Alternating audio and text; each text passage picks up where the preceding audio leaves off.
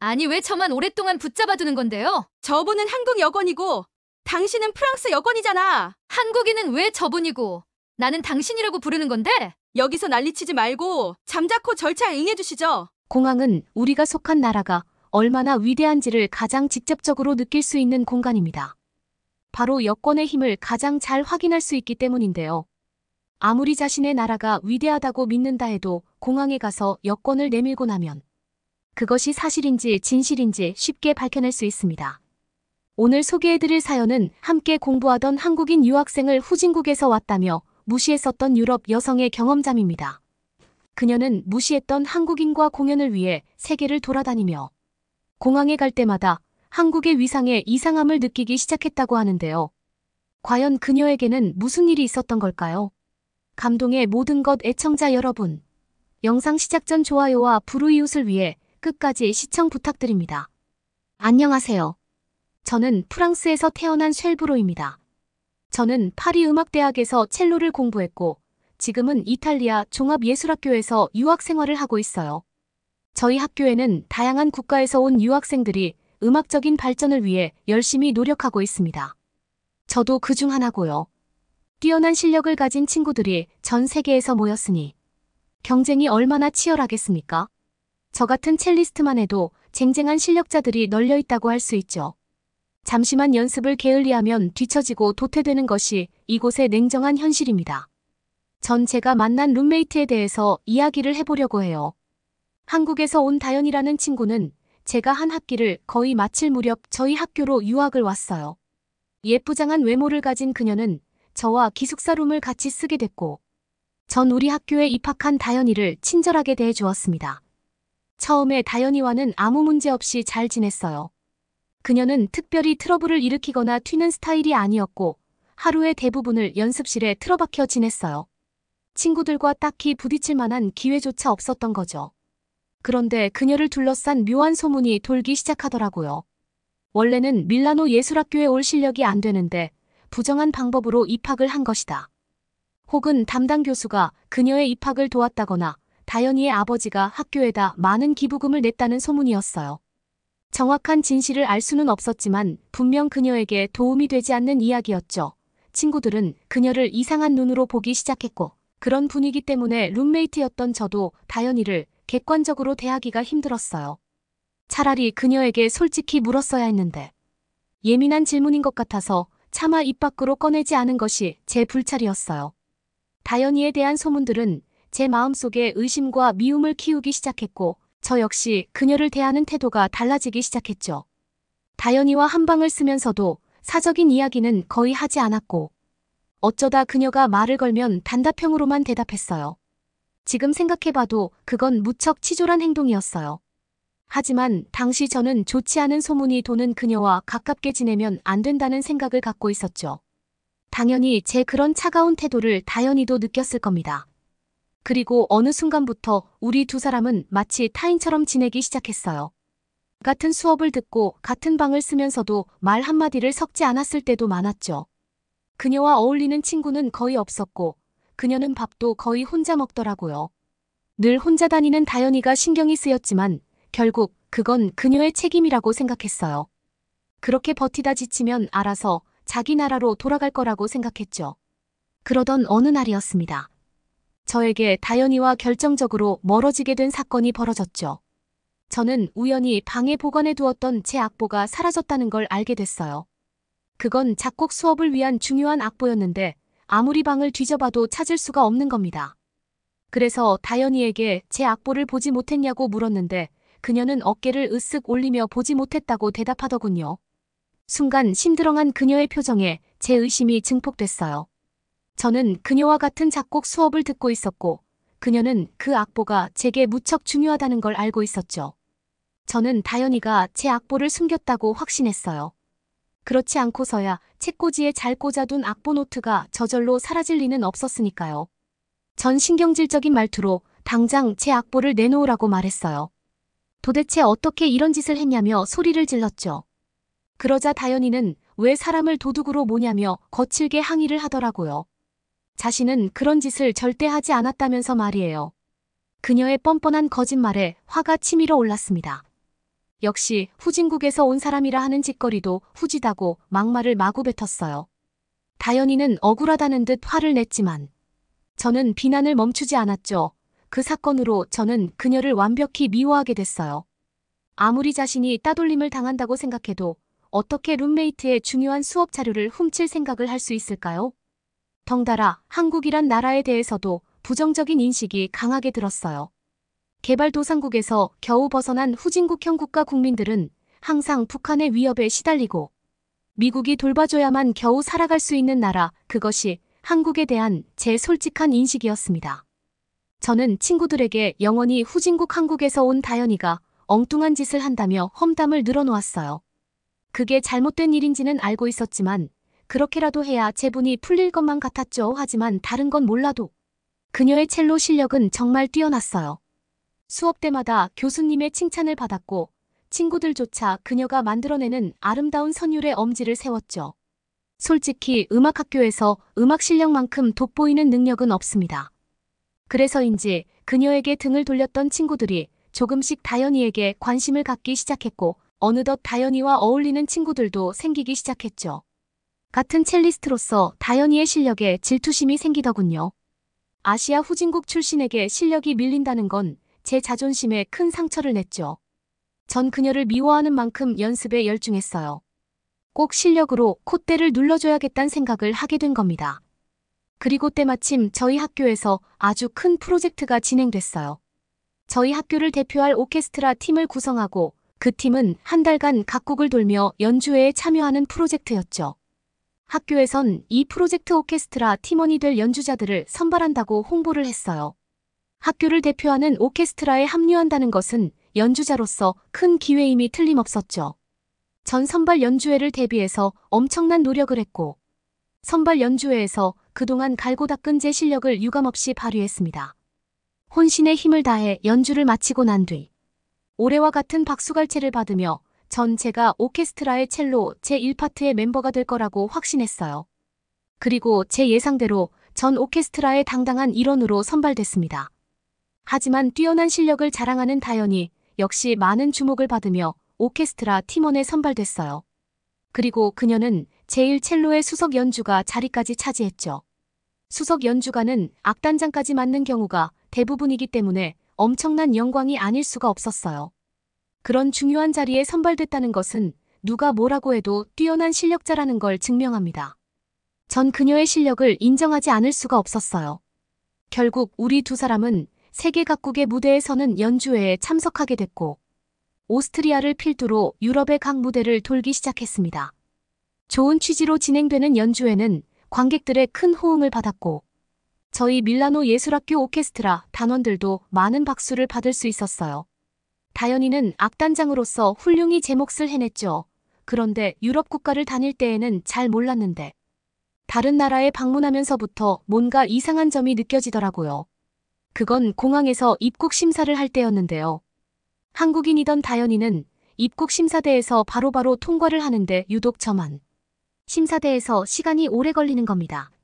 심사대 직원은 저에게 이런저런 질문을 하며 심사를 빨리 진행하지 않는 거예요.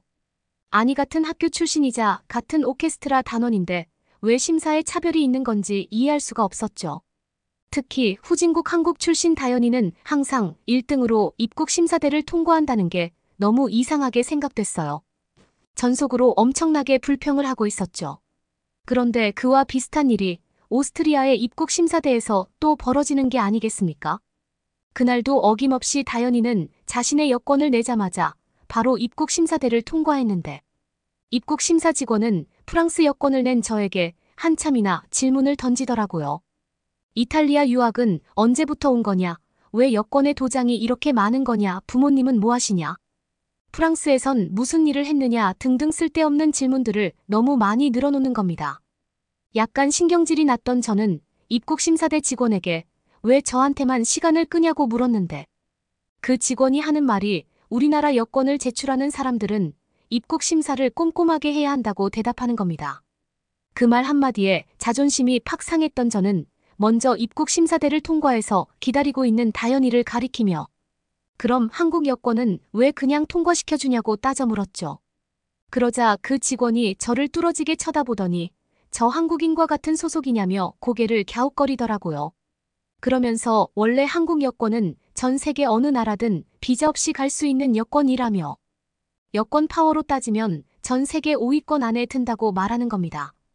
그리고 저 한국인과 같은 소속이라면 입국 심사는 이쯤 해도 될 것 같다고 말하더니 입국 도장을 팡 찍어주며 그제야 통과시켜주더라고요.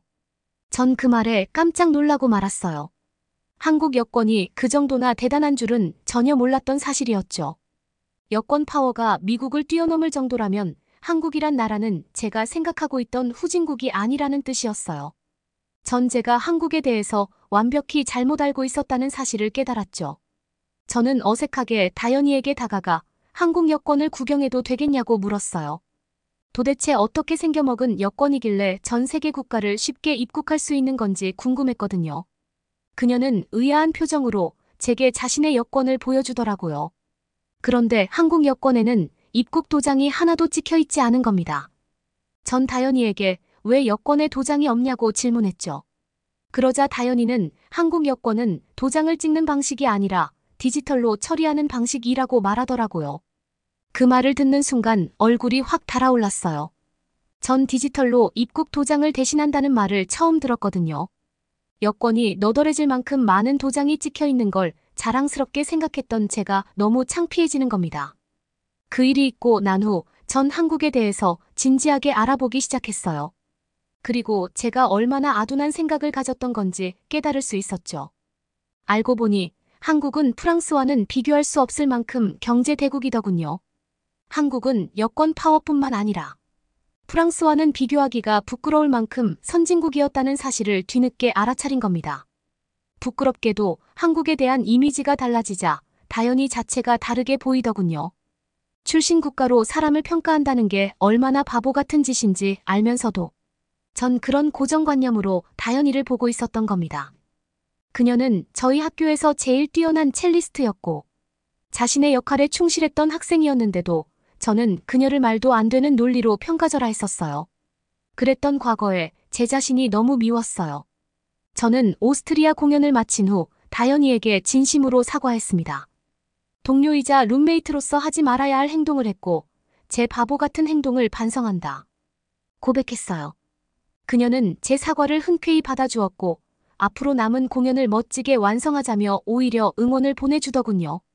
저는 그런 다현이와 함께 한국에서 마지막 공연을 하게 됐습니다. 객석을 가득 채운 한국 관객들은 저희 무대에 뜨거운 박수를 아끼지 않았고 성황리에 연주회를 마칠 수 있었어요.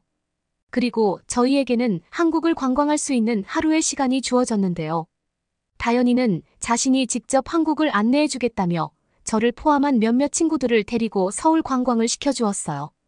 한국의 수도 서울은 정말 거대한 도시였어요. 특히 서울의 인구가 1000만에 가깝다는 다현이의 말을 듣고 기절할 뻔했죠. 서울의 지하철은 가고 싶은 곳이라면 어디든 편리하게 이동할 수 있을 만큼 거대한 도시를 촘촘하게 덮고 있더라고요. 저희 프랑스는 지하철이라는 교통 시스템 자체가 매우 불편하거든요. 그저 버스나 택시 혹은 해안도로를 통해 자전거로 이동하는 것이 일반적이죠. 하지만 한국은 뛰어난 지하철 시스템을 보유하고 운용하고 있었어요.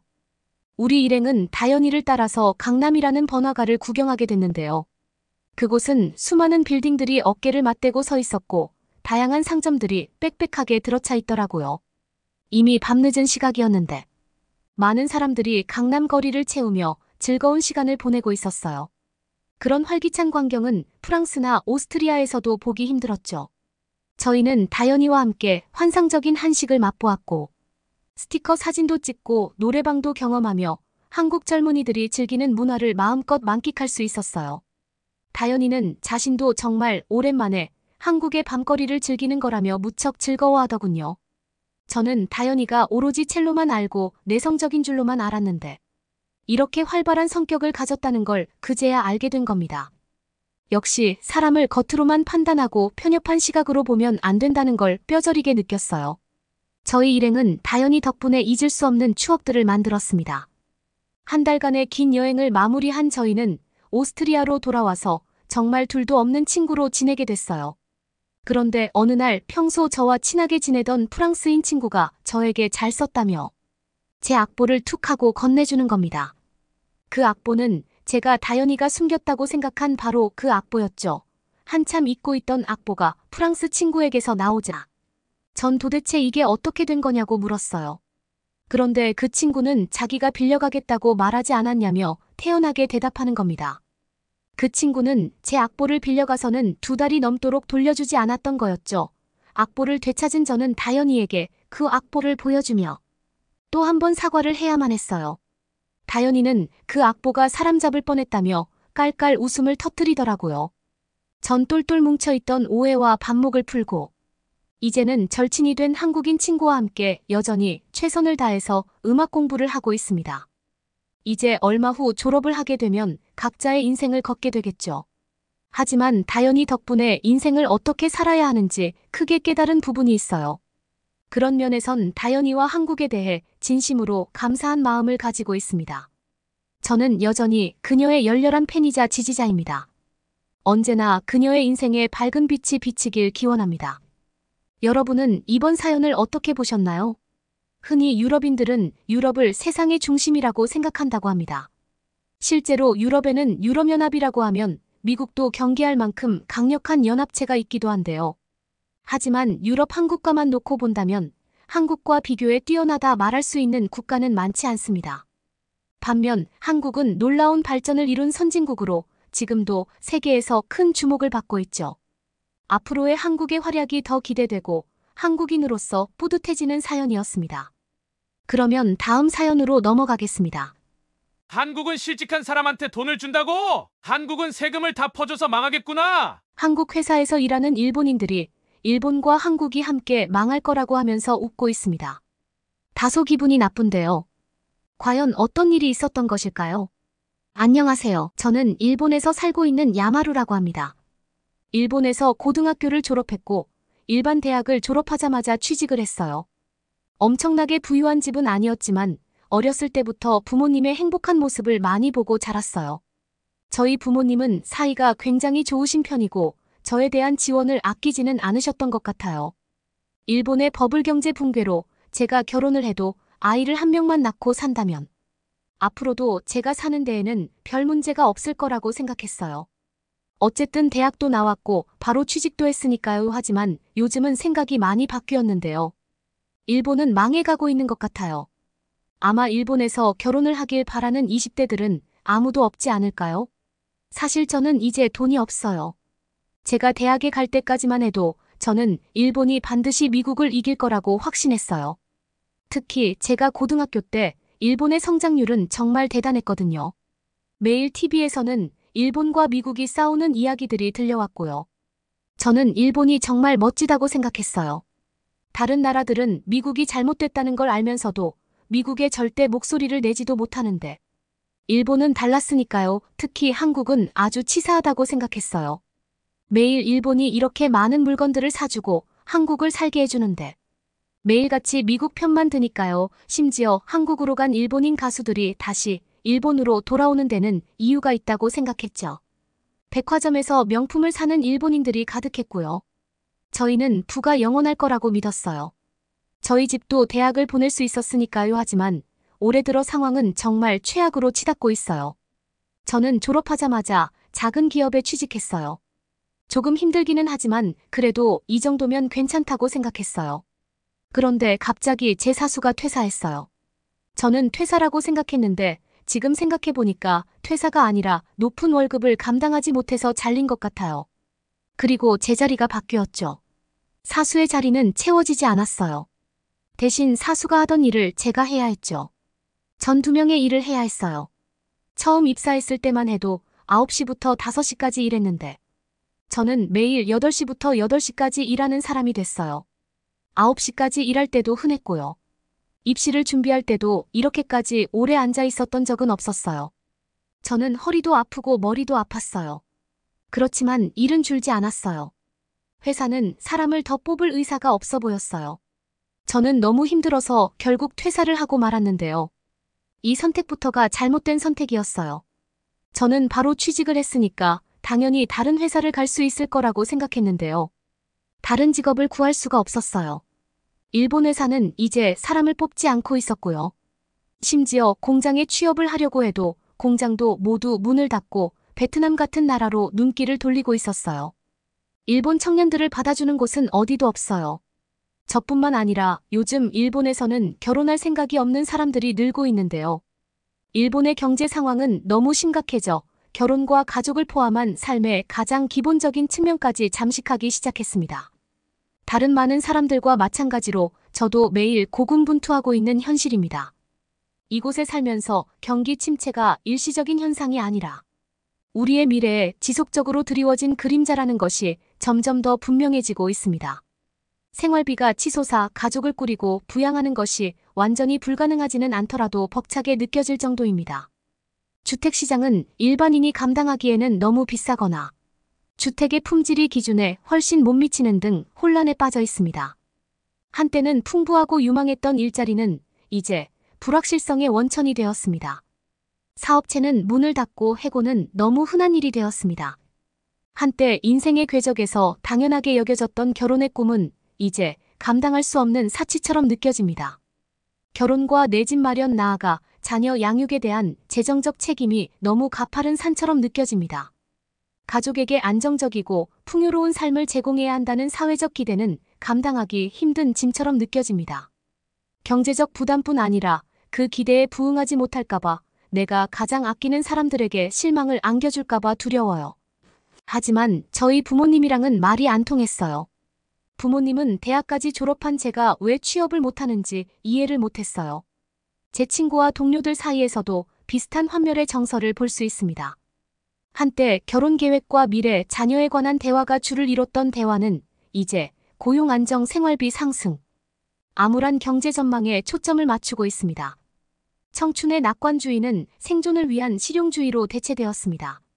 낭만적인 파트너십은 더 이상 사랑과 우정에 관한 것이 아니라 재정적 안정과 불가분의 관계에 있으며 점점 더 많은 사람들이 이를 포기하고 있습니다. 심지어 결혼을 빨리 한 친구들은 먹을 게 없어서 아이를 낳을 생각이 사라진다는 친구들도 있어요. 이러한 경제적 불확실성 속에서 결혼에 대한 열망은 점점 줄어들고 있습니다. 결혼에 대한 열망은 걱정과 의심 속에 묻혀 있지만 하루하루 먹고 살기 위해 고군분투하는 상황에서 사랑과 결혼에 대해 생각하는 것은 거의 순진한 일처럼 느껴집니다. 저는 가족과 결혼이라는 개념을 하나로 묶어주던 사회적 구조가 경제적 어려움이라는 끊임없는 힘에 의해 찢어지기 시작하는 것을 지켜보고 있습니다. 저는 최근 도시의 거리를 걷다가 심오하고도 불안한 깨달음을 얻었습니다. 북적이는 인파 사이를 지나가다가 길거리에 있는 어린 소녀들의 놀라운 숫자가 눈에 들어왔습니다. 그 광경은 저에게 깊은 충격을 주었고 고국에서 많은 사람들이 직면하고 있는 가혹한 현실을 극명하고 불안하게 상기시켜 주었습니다. 심지어 충격적인 말도 생겼어요. 미녀 노점이라는 말인데요. 미녀 노점이라고 하면 그냥 미녀가 식료품점을 파는 곳 같죠? 아니에요. 여자들이 길거리에서 남자들한테 원하는 행동을 해주고 돈을 받는 노점이에요. 금액은 어느 정도냐고요? 같이 영화관을 가면 5만 원 정도, 같이 손잡기는 2만 원 정도예요. 다른 것들은 어느 정도 금액인지 감이 오시나요? 이게 노는데 돈을 쓰고 싶어서 생긴 일들이 아니에요.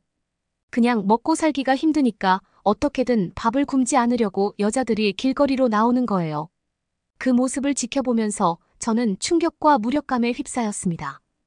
그 모든 것이 너무 불공평하게 느껴졌습니다. 심지어 길거리에서 여자들이 일부러 다 같이 춤을 추는 현상도 볼 수 있어요. 부자들의 눈에 들기 위해 일부러 춤을 추고 있는 거죠. 일본의 현실이 너무 암울해서 눈물이 나요. 저는 이 시기를 일본이 극복해낼 수 있는지 잘 모르겠어요. 지금까지 성장만 해왔다고 생각했는데 이렇게 추락할 거라고 아무도 예상하지 못했거든요. 경제적으로 어려운 시기에 일본에 살면서 저를 포함한 주변 사람들의 태도에 뚜렷한 변화가 있음을 목격했습니다. 계속되는 경제난으로 인한 스트레스가 일상생활에 스며들어 서로 소통하는 방식이 바뀌고 있습니다. 한때 제가 동경하며 자랐던 우리 사회의 따뜻하고 공동체적인 정신은 점점 사라지고 좌절감과 조급함이 만연해 있는 것 같습니다. 혼잡한 거리를 걷다 보면 주변 풍경이 어린 시절의 기억과는 확연히 달라져 있습니다. 사람들은 신경이 날카로워 보이고 얼굴에는 걱정과 피로가 가득합니다. 인내심을 갖고 줄을 서서 기다리던 모습은 날카로운 말과 무뚝뚝한 매너로 바뀌었습니다. 정겨운 흥정과 웃음소리로 가득했던 시장에서도 가격이나 상품 품질에 대한 열띤 논쟁으로 때때로 팽팽한 긴장감이 감돌고 있습니다. 조용한 출퇴근길의 장소였던 대중교통에서는 이제 사소한 일에도 감정이 격해집니다. 만원 버스 안에서 사소한 오해나 가벼운 시비가 언어적 대립으로 확대될 수 있습니다. 마치 사람들의 집단적 스트레스가 비등점에 도달한 듯 사소한 불편함이 억눌린 감정을 표출하는 방아쇠가 되고 있습니다. 제 행동에서도 이러한 변화를 발견할 수 있었습니다. 예전 같으면 인내심을 가지고 처리했을 상황들이 이제는 금방 좌절감을 안겨줍니다. 사소한 일로 가게 주인에게 화를 내거나 이웃에게 화를 내는 제 자신을 발견하게 됩니다.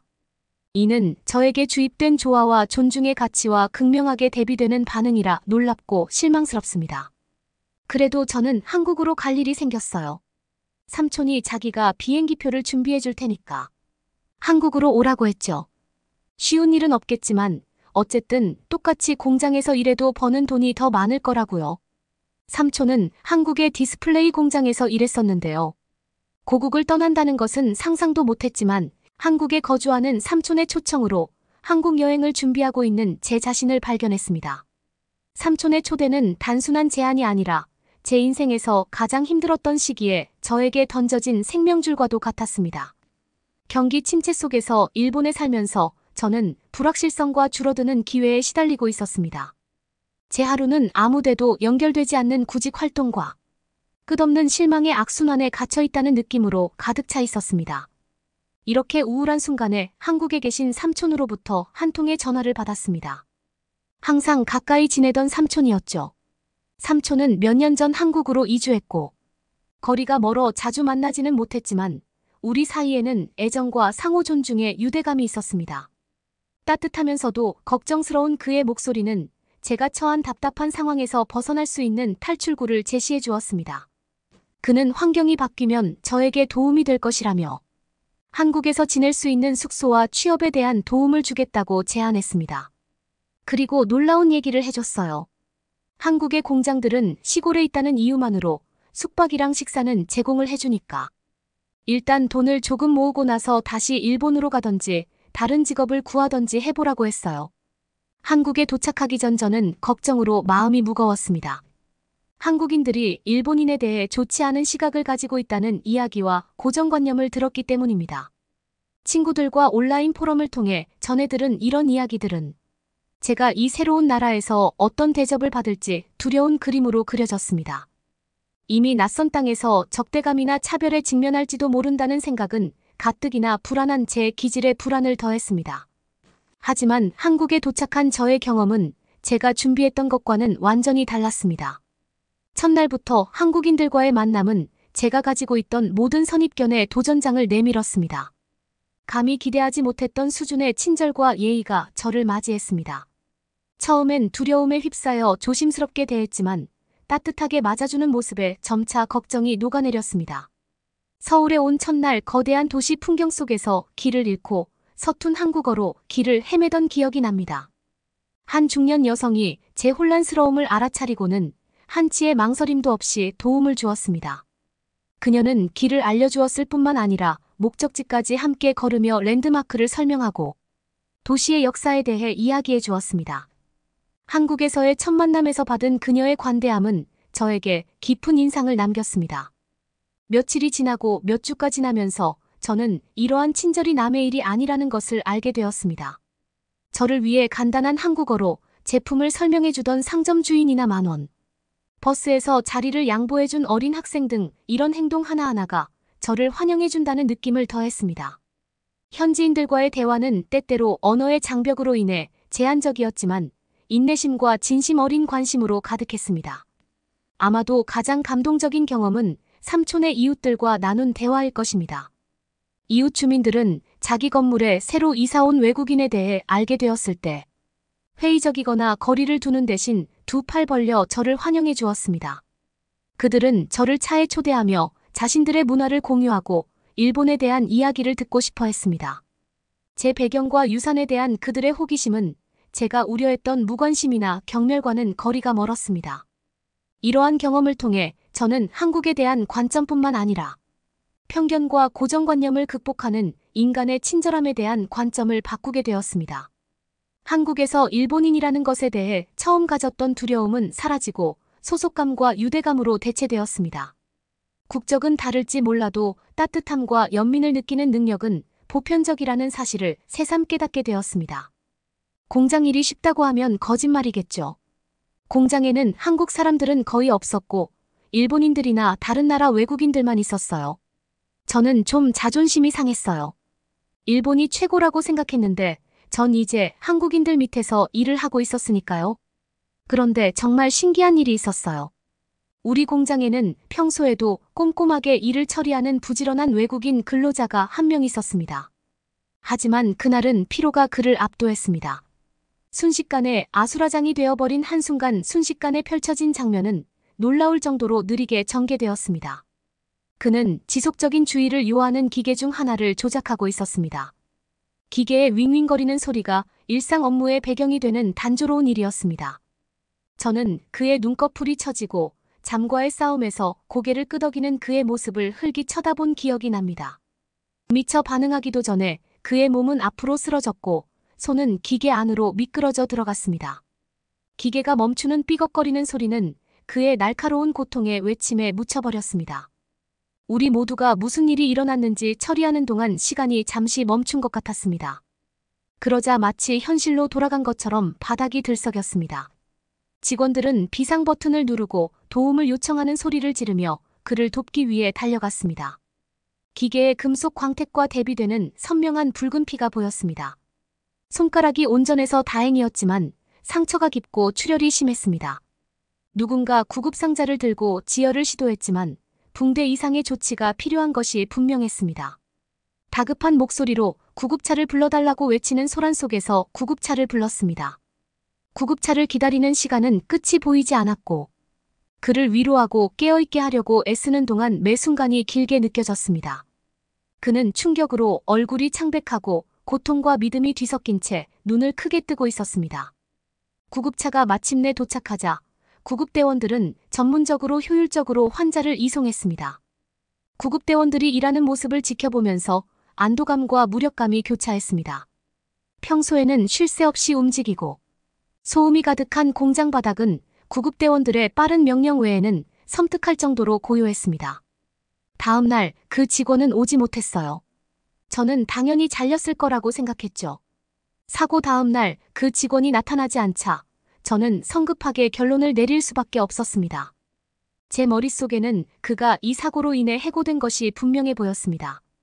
공장의 엄격한 안전 프로토콜과 사고의 심각성을 고려할 때 그의 부재가 그의 실수로 인한 직접적인 결과라고 믿게 되었습니다. 그가 없는 작업 공간은 다르게 느껴졌고 이는 우리 모두가 우리 업무의 잠재적 결과를 조용히 인정하는 것이었습니다. 며칠이 지나고 몇 주가 지나도 그가 보이지 않자 사건은 점차 일상의 배경으로 사라졌습니다. 거의 한 달이 지나서야 그는 예기치 않게 공장 현장에 다시 나타났습니다. 그의 복귀는 그의 부재만큼이나 놀라웠고 안도감과 호기심을 동시에 불러일으켰습니다. 어느 날 호기심에 이끌려 휴식 시간에 그에게 다가갔습니다. 저는 자연스럽게 그의 안부를 물었고 더 중요한 것은 그가 보상금으로 무엇을 했는지에 대해 물었습니다. 저는 사고로 인해 부담해야 했을 높은 치료비를 어떻게 했냐고 물어봤죠. 그의 대답은 저를 놀라게 했습니다. 그는 회사에서 치료비를 지원하고 완전히 회복하는 데 필요한 시간을 보장하는 등 회복하는 동안 지원을 아끼지 않았다고 설명했습니다. 그는 기업의 무관심에 대한 일반적인 이야기와는 상반되는 회사의 지원에 감사를 표했습니다. 저는 너무 궁금해서 반장님께 가서 물어볼 수밖에 없었어요. 반장님은 좀 귀찮아 하는 듯이 보였지만 회사가 고용보험에 다 가입이 되어 있대요. 그게 뭐냐고 물어봤더니 회사 직원이 일을 하다가 다치는 건 회사가 책임을 지고 함부로 잘라서도 안 된대요. 한국은 노동법이 있다고요. 이어서 그는 이 경험이 자신에게 어떤 깨달음을 주었는지 이야기했습니다. 일을 쉬는 동안 자신의 삶과 건강과 안전의 중요성을 되돌아볼 수 있는 기회가 되었다는 것입니다. 그는 저축한 돈의 일부와 사고 보험금으로 받은 소액을 고향에 있는 가족을 부양하고 일을 할 수 없는 동안 생활비를 충당하는 데 사용했다고 이야기했습니다. 궁금해서 노동법을 찾아보다가 한국의 실업급여 제도에 대해 처음 알게 되었을 때 저는 정말 놀랐습니다. 일본에서는 실직 시 재정적 지원이라는 개념이 그다지 강력하거나 체계적이지 않았거든요. 그래서 한국의 방식을 접했을 때 깨달음과 함께 약간의 문화적 충격이 있었습니다. 한국에서는 근로자가 고용보험에 기여합니다. 제가 알게 된 이 제도는 실직자에게 일정 기간 동안 재정적 지원을 제공하여 즉각적인 경제적 파탄의 압박 없이 새로운 일자리를 찾을 수 있도록 완충 역할을 합니다. 금전적 지원에 그치지 않고 고용 가능성을 높이기 위한 다양한 교육 프로그램과 구직 활동 지원도 포함되어 있습니다. 이 제도의 세심한 배려가 인상적이었습니다. 취약한 시기에 개인의 복지를 우선시하는 사회보장제도의 수준을 보여줬습니다. 한국에서 실직은 종종 정부의 지원이 제한적인 상황에서 재정적 불안정으로 급격히 추락하는 것을 의미했습니다. 하지만 이곳에서는 사전 예방적 접근 방식을 통해 실직자들을 위한 체계적이고 지원적인 경로를 제공했습니다. 저도 그런 돈을 받으면서 취직을 다시 했더라면 일본에서도 다시 살 수 있지 않았을까요? 생각해보면 오히려 나은 걸 수도 있어요. 한국에 오게 되었으니까요. 저는 이런 제도적 지원을 해주는 나라에 기여하고 살고 싶다고 생각했어요. 물론 몇 년 뒤가 어떻게 될지는 몰라요. 하지만 지금의 마음은 그래요. 저는 농촌에 가서 농사를 짓는 것도 괜찮을 것 같아요. 어차피 제가 사는 곳이 서울보다 낙후된 지역이었었으니까요. 한국이야말로 노동의 가치를 인정해주는 곳이라고 생각해요. 진짜 사람으로 봐주는 곳이니까요. 이런 건 다 한국 사람들이 만들어 놓은 가치겠죠. 저는 공짜로 일하지 않고 세금도 열심히 내고 한국 사람들을 존중해서 영주권을 그리고 이민을 반드시 오고 말 거예요. 부모님이 한국어도 지금부터 배우라고 말씀드릴 거예요. 일본이라는 곳에서 부모님이 탈출하실 수 있게끔 말이에요. 그러면 다음 사연으로 넘어가겠습니다. 북한에서는 남한 말을 사용하거나 남한을 동경하는 듯한 말을 하면 곧바로 잡혀간다고 하는데요. 북한 사람들이 남한을 동경할 수밖에 없는 현실을 깨닫는 것을 무서워하는 것이죠. 독일의 통일이 이렇듯 문화의 힘에서 비롯된 것이라. 사회주의 국가의 지도자들은 문화적으로 다른 나라에 흡수되는 것을 굉장히 두려워합니다. 비단 북한뿐만이겠나요? 중국에서도 한류에 대한 것은 저항이 있습니다. 정치적인 상황과 엮어서 한국의 문화를 수용하지 않겠다는 입장을 보이고 있는 중국이지만 중국 국민들은 어떤 방식으로든지 한국의 것들을 접하고 있습니다. 중국 국민들이 실제로 원하는 것과 다르게 중국의 유명인들은 중국 것이 옳은 것이다. 중국의 문화만이 정답이다라는 이야기를 하고 있습니다. 해외의 문화를 배척하고 중국 것을 즐기는 것이 당연한 애국이라는 말까지 서슴지 않고 있습니다. 영향력 있는 중국 스타들의 발언들을 듣고 그것에 동조되어 있는 많은 중국인들이 있습니다. 학창시절 한국에서 1년간 유학을 했던 중국인 대학생이 자신들의 또래들의 이중적인 태도에 대해서 할 말이 많다고 하는데요. 실제로는 한국을 굉장히 부러워하면서 겉으로는 아닌 척하는 그 이중적인 모습을 꼬집고 싶은 모양입니다. 그리고 이어서 한국의 실태를 보면 세련되지 못하고 자기 관리도 못하는 사람들이 많은 것이라는 생각을 가지고 있던 중국 여성이 한국으로 단체 관광을 왔다가 느꼈던 충격적인 내용에 관한 사연도 연이어서 소개시켜드리려고 합니다. 관련된 내용 지금부터 만나보시죠. 몇 년 전에는 그러지 않았는데 최근 한국에 대한 인식 변화가 생긴 것 같습니다. 과거 한국 이야기가 나오면 일반적으로 한국 사람들은 다 멋지고 깔끔해라는 인식을 가지고 있었는데 최근 제 또래 일부 친구들이 느끼는 한국에 대한 생각은 한국은 그냥 성형천국이야. 막상 한국에 가보면 중국하고 다를 게 없어. 다들 키높이 깔창은 기본이고 한국에서 잘생긴 사람이 있다고 하면 다. 어릴 때부터 부모님들이 돈을 모아줘서 성인이 되고 나면 선물로 성형을 한 거다라는 이야기를 하고는 합니다. 최근 몇 년 사이 이런 말들이 점점 퍼지고 있습니다. 중국의 대중매체나 유명인들이 이야기를 하는 것들을 그대로 국민들은 흡수하고 있습니다. 하지만 저는 그런 말을 들을 때마다 기분이 좋지 않은데요. 거짓을 말하고 있다는 것을 잘 알고 있기 때문입니다. 그 근거를 한번 대보죠. 저희 아버지의 직업은 경호원입니다. 낮은 서열의 경호원이지만 저희 아버지가 모시는 대사관님을 따라서 이 나라, 저 나라 옮겨 다니며 근무를 하고는 하십니다. 그래서 저는 중국에서 거의 어머니와 함께 지냈습니다. 아버지가 모시는 대사관님이 주로 선진국이 아닌 개발도상국 쪽으로 나가 계셨고, 때문에 경호원 직원들도 가족들을 데리고 갈 수 있지만 굳이 그래야 할 필요성을 못 느꼈습니다. 오히려 더 나쁘다고 생각했으니까요. 그동안 아버지가 나가 계셨던 나라들 중 가장 좋은 나라가 우크라이나라고 말하면 이해하시기 쉬우실 겁니다. 그러다가 한 번은 한국에도 발령을 받으셨던 적이 있는데요. 그때 저희 가족은 처음으로 아버지를 따라서 해외로 거주지를 옮겼습니다.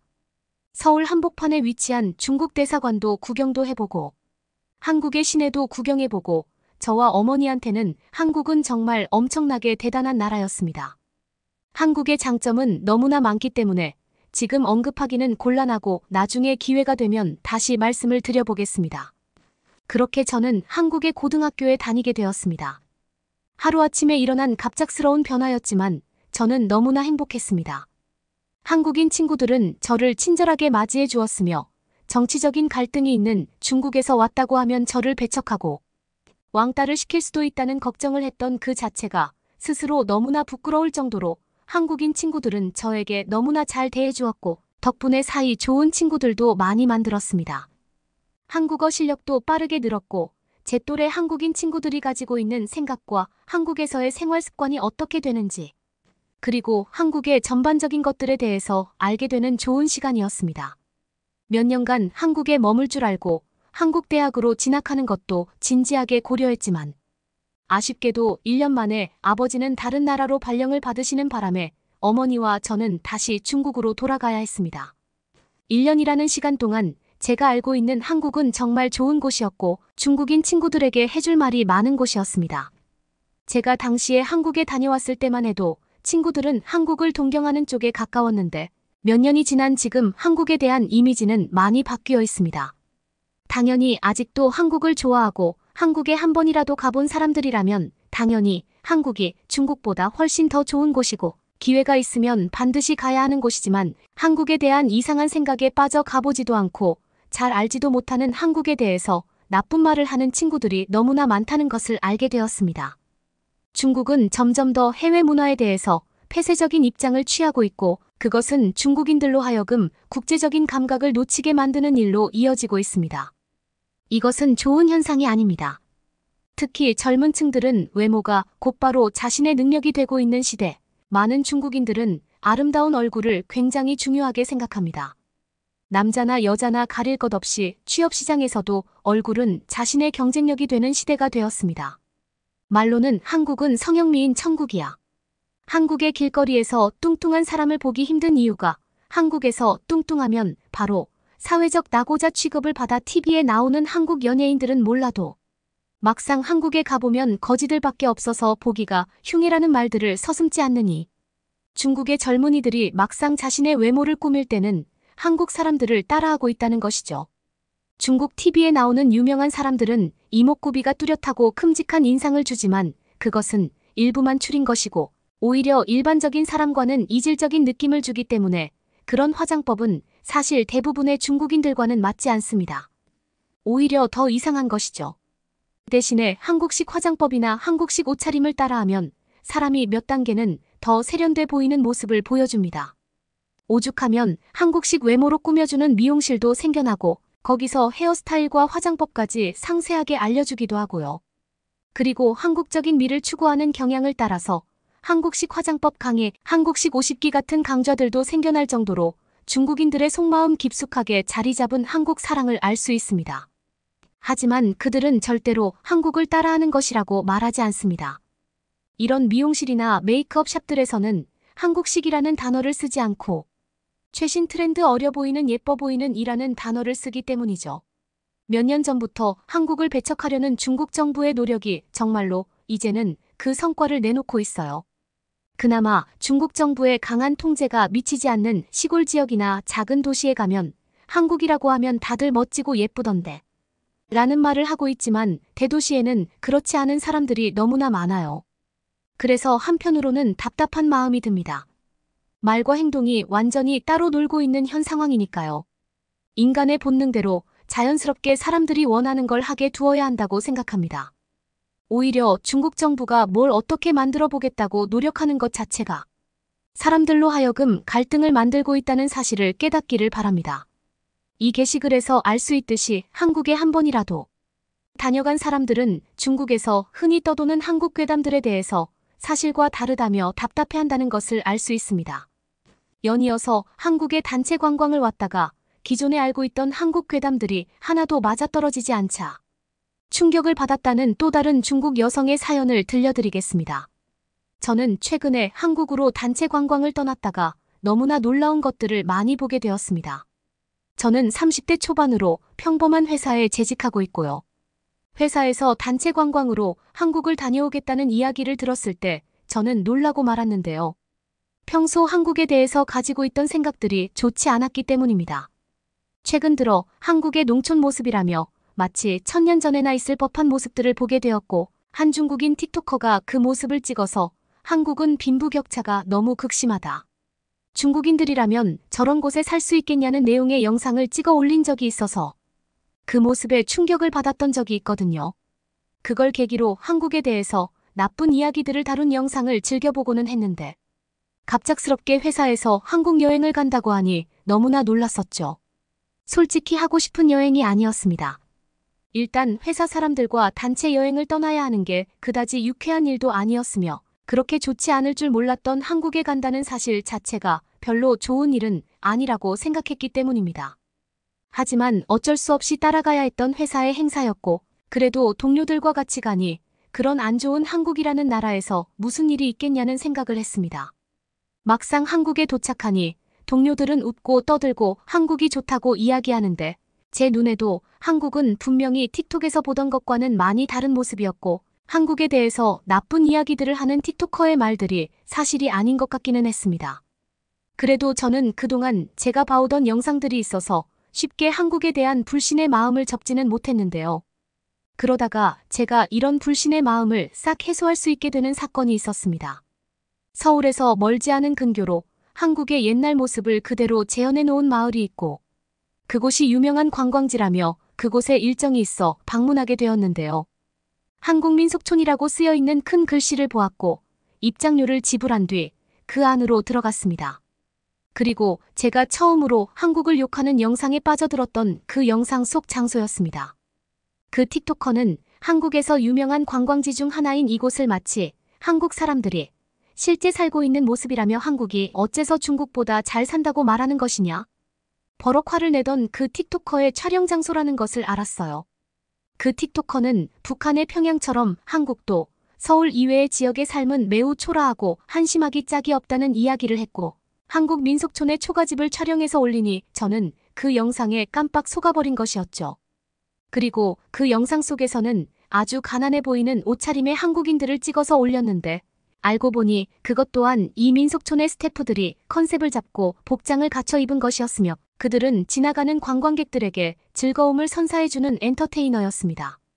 이런 사람들을 멀리서 찍어놓고 가까이 가고 싶지만 냄새가 나서 다가갈 수 없다. 괜히 말을 섞었다가 돈 많은 중국인들에게 한국어를 할까봐 겁이 난다는 말을 했던 그 틱토커가 굉장히 괘씸해졌습니다. 저는 멍청하게 그 틱톡의 영상에 빠져들어 버렸던 것이죠. 순간 머리가 띵하더라고요. 그 틱토커 때문에 저는 한동안 한국을 욕하는 동영상에 빠졌으며 한국에 놀러 왔음에도 불구하고 제대로 좋아하고 즐기는 동료들과 반대로 저 혼자서 두려움에 떨거나 한국의 발전된 모습을 보면서 중국인들에게 선전하기 위한 장소치고는 꽤나 규모가 크다라고 생각했던 제 스스로가 창피해지는 순간이었습니다. 이 민속촌을 구경하는 내내 얼빠진 사람처럼 다녔어요. 동료들이 저에게 어디 아프냐며 물을 정도로 표정이 좋지 않았던 것 같습니다. 그렇게 그곳에서 저녁 일정까지 마친 뒤 서울로 가지 않고 바로 옆 도시의 숙소로 갔습니다. 그것도 서울 외곽 지역인데도 불구하고 너무나 세련되고 너무나 깔끔한 곳이었습니다. 실제 한국 사람들이 살고 있는 주거타운 같았는데 중국의 개성 없고 재미없는 도시보다 훨씬 좋았습니다. 구경거리도 많았고요. 음산한 분위기를 풍기는 뒷골목도 전혀 발견하지 못했습니다. 도시의 공원을 찾아가니 많은 한국 사람들은 여유를 즐기고 있었으며 중국과는 너무나 다른 분위기를 풍겼습니다. 뭐라고 설명해야 할지 모르겠지만 중국보다 한국이 훨씬 더하니 수백 배는 더 좋은 곳이라는 것을 바로 알 수 있었어요. 그리고 저는 숙소에 누워서 다시 한번 한국을 욕하는 동영상들을 생산해내는 그 틱토커들의 팔로우를 취소했습니다. 취소하면서 제가 굳게 믿었던 영상 몇 가지를 다시 봤는데요. 아주 교묘하게 편집을 했으며 있지도 않은 한국 사람들의 모습들에 대해서 나쁘게 묘사하려는 쪽으로만 영상을 제작했더군요. 한국에 와보니 바로 알 수 있었어요. 저는 댓글을 달기로 했습니다. 한국에 와보니 저렇지 않다고 말이죠. 그리고 팔로우를 취소했고 다시는 그의 영상이 저에게 추천되지 않을 것이라고 생각합니다. 그러면서 새롭게 알게 된 사실도 있는데요. 한국을 깎아내리는 영상들을 보다 보면 사실과 다르다. 진짜 한국에 가본 게 맞냐, 한국에 대해서 얼마나 알길래 그런 이야기들을 하는 것이냐는 등 영상의 내용이 틀렸다고 지적하는 댓글들이 엄청나게 많거든요. 그리고 댓글창에는 늘 싸움을 하고 있는 모습이 보이고요. 늘 그렇듯 한국은 나쁜 나라라는 주장을 하는 사람들이 이기고는 하죠. 하지만 저처럼 한국을 경험해봤거나 한국에 대해서 제대로 알고 중국의 암울한 현실에 대해서 알고 있는 사람들은 영상의 내용이 틀렸다는 것을 지적하는 것이었지만 절대 다수의 중국인들은 그 올바른 댓글을 공격하며 그 사람이 스스로 댓글을 삭제하지 않으면 안 될 정도로 만들고 있던 것이었습니다. 영상의 내용들과 다르게 실제 한국 사람들은 중국 사람들보다 훨씬 세련된 모습을 하고 있으며 중국에서는 북경 지역의 평균 키가 아시아에서 가장 큰 한국 사람들보다도 더 크다며 이상한 선전을 하는 그런 것들도 모두 가짜라는 것을 알게 되었습니다. 웃긴 것은 이런 것들은 중국의 공영 매체들을 통해서 방송되고는 했던 내용이라는 것이죠. 한국인 월급이 중국인들 월급보다 거의 10배 많은 것 같던데 근무 시간은 훨씬 더 적어요. 한국에서는 주 40시간이 기본이고 그 이상을 넘어가면 수당을 줘야 한대요. 게다가 인건비도 너무 높아서 마트에서 아르바이트만 해도 중국 사람들이 버는 월급보다 몇 배를 받아간다고 하더라고요. 제가 어릴 때 부모님 세대가 일본을 보면서 일본은 참 선진국이라는 생각을 했던 것들과 똑같이 지금 제가 봤을 때 이런 것들을 종합해서 보면 확실히 한국은 선진국에 진입했고 중국만 동아시아에서 뒤떨어지는 나라 같다는 생각이 들었습니다. 중국 사람들은 중국이 미국의 전체 GDP를 위협하고 있다고 생각하기 때문에 중국 사람들이 이 정도 벌면 옆나라 한국에서는 별로 못 버는 거 아니야 라는 생각을 하는 사람들도 있고 한국이 월급이 높은 편이라고는 하지만 물가가 그만큼 비싸기 때문에 한국은 중국 사람들보다 삶의 질이 더 나쁘다고 생각하는 사람들이 많은데 그것들은 전부 다 틀렸다고 말해야 할 것 같습니다. 제가 한국에서 구글이라는 미국 인터넷 홈페이지를 방문해서 정확한 수치들을 조사해 봤는데요. 이미 대만에서 보도된 자료들만 해도 수두룩했습니다. 인건비 대비 소비할 수 있는 재화의 양을 계산한 GDP 수치를 PPP 기준으로 변환한 수치가 있는데요. 예를 들면 미국에서 10만 달러를 벌어서 생활비로 10만 달러를 쓰고 저축을 영원하는 것과 한국에서 5만 달러를 벌고 4만 달러만 쓰고 1만 달러를 저축하면 한국이 PPP 기준으로는 더 소득이 높다는 것을 의미하는 것입니다. 그런 부분에 있어서 한국은 중국의 어른들이 생각하는 일본보다 한국 사람들의 생활 수준이 더 좋았습니다. 이미 일본을 따라잡은 지 오래되었대요. 게다가 명목상 GDP도 한국이 일본을 따라잡았다는 기사들도 많이 봤습니다. 이런 기사들은 전부 대만 홈페이지에 가서 볼 수 있었어요. 저에게는 솔직히 충격이었습니다. 그리고 중국 뉴스의 발표보다 대만의 발표 자료가 그나마 조금 더 객관적이라고 생각할 수밖에 없지 않나라는 생각이 듭니다. 우리는 우리보다 훨씬 더 잘 사는 한국을 마치 가난한 거지나라 취급을 하면서 살았던 것이죠. 이미 알 사람들은 다 알겠지만 모르는 대부분의 사람들은 또 중국 공식 뉴스, 틱톡을 보면서 잘못된 사실을 사실인 것처럼 믿고 있습니다. 그리고 중국의 생활 수준이 궁금해서 찾아봤는데 말하기 처참할 정도로 너무나 열악한 곳에서 우리는 살고 있던 것이었습니다. 대만 뉴스라서 다 믿기는 어렵겠지만 대만과 중국의 격차도 너무나 심하다는 듯한 뉴스 기사를 봤는데요. 이거는 조금 믿지 않으려고는 하지만 그래도 제 생각보다 대만이 더 잘 살고 있다는 것도 알게 되었습니다. 중국은 나라가 부자인데 국민들은 가난합니다. 한국 여행을 통해서 저의 갇혀있던 생각이 트여버렸습니다. 아직도 중국 정부에서는 한국 여행 규제를 풀어주지 않고 10년 전과 다르게 지금은 한국을 방문하는 사람들이 매우 적습니다. 한때 한국은 중국 관광객들이 들어오지 않자 한국의 대기업들이 도산할 위기에 처했다는 뉴스를 보기는 했었지만 그 브랜드들은 역시나 아직도 건재하고 서울에서 가장 좋은 땅에 높은 건물을 가지고 있습니다. 강한 중국이라고 생각했었는데 공식 뉴스를 너무 믿어서는 안 될 것 같다는 생각이 듭니다. 이것들은 제가 한국을 다녀와서 느낀 점이고 전 세계에서 제대로 통용되는 뉴스들과 소식들을 접해보기 위해 노력해보세요. 평소 알던 상식과 다른 것들이 꽤나 많다는 것을 알게 되실 것입니다. 여러분은 어떻게 보셨나요? 응원과 격려의 한마디씩을 댓글로 남겨주시기 바랍니다. 사연자분들께 전달해드리겠습니다. 실제 사연 제보를 받고 있습니다. 채택되신 분께는 작은 선물도 보내드리고 있습니다. 저희의 사연이 여러분의 하루에 작은 힘이 될 수 있었으면 좋겠습니다. 감동적인 사연을 주변 분들과 이야기 나눠보세요. 더욱더 좋은 영상으로 다시 찾아뵙겠습니다.